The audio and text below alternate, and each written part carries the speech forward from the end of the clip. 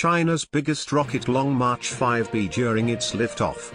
The remnants of the rocket have now landed in the Indian Ocean. Debris from China's largest rocket, Long March, re-entered the Earth's atmosphere on Sunday morning and disintegrated over the Indian Ocean, Chinese state media reported. The segment now lies west of the Maldives archipelago, according to the provided coordinates of the point of impact. Remnants of China's largest rocket, the Long March, which was launched last week, re-entered the Earth's atmosphere on Sunday morning and disintegrated over the Indian Ocean, the country's state-sponsored media network, the China Central Television, CCTV, reported on Sunday, citing the China Manned Space Engineering Office.